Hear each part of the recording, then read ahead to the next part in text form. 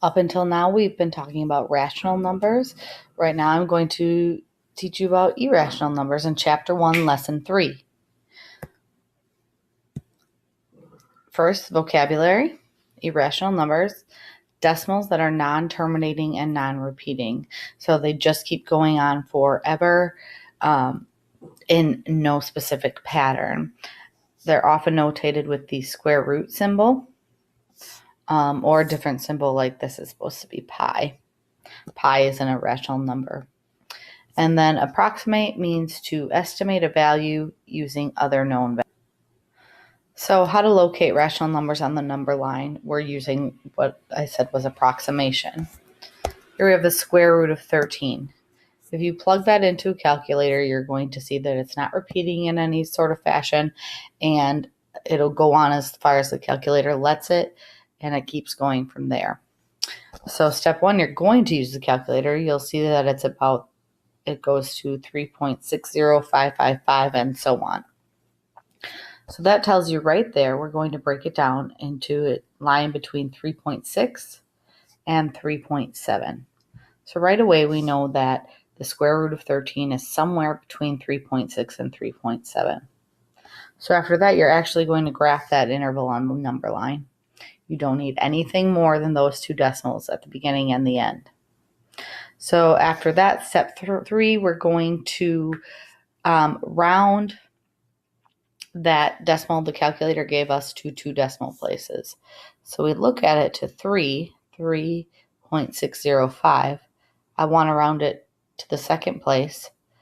So I look at the third digit after the decimal. Since that number is a 5, it tells me I need to raise up my 0 by 1. So I round it to 3.61. So now I'm using that to graph on the number line in between 3.6 and 3.7.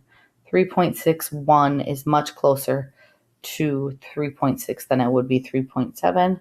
So I just mark a spot that would be approximately 1/10 away from 3.6 and label it as that square root of 13. Let's try with the square root of 14 now. What two whole numbers do you think it would be between? You're going to use what you know to determine that. We know that 9 is a perfect square. The square root of 9 equals 3.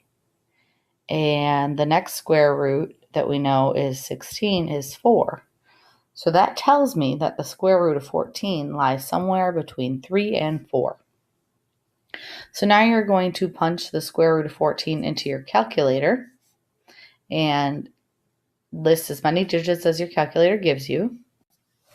Mine, I'm just going to list 3.741,657. And again, it's going on forever. It just stops at a certain point.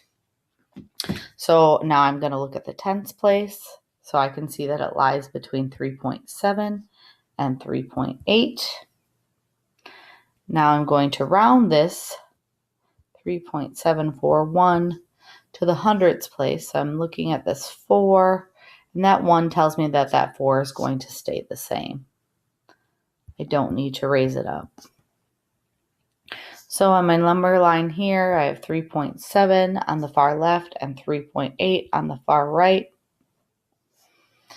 And 3.74 is just a little less than halfway in between. So that is where I will write my square root of 14. Again, it's a little bit closer to 3.7 than it is 3.8. Locating negative numbers on the rational number line, it is exactly the same process. The only difference is that I want you to remember that negative numbers sort of go backwards. The larger the digit in the negative number, the more negative it is. One of the reminders I always give is, would you rather owe $3.50 or $3.60?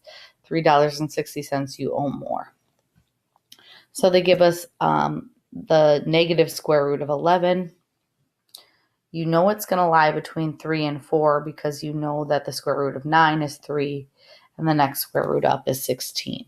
So again, we're looking for numbers around 11 that we know the square roots to.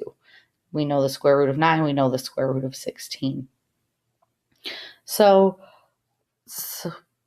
then you pop it in the calculator, negative 3.316 and so on. So you can see then it lies between negative 3.3 and negative 3.4. Again, negative 3.3 is going to be the far right and negative 3.4 to the far left because we're dealing with negatives at this time. So then you're going to follow the same steps as you would with a positive irrational number and round it and then plot it closer to the digit, the tens place that it's closer to. So right now we can practice one together.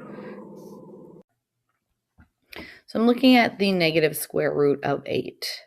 Because it's an 8, I need to think of two whole numbers that 8 lies between that I do know the square root of. I know the square root of 9 equals 3, and 9's only one step larger than 8. So now I need to find one on the smaller end of 8, and the next one I know is the square root of 4 equals 2. So I know that the square root of negative 8 lies between 2 and 3.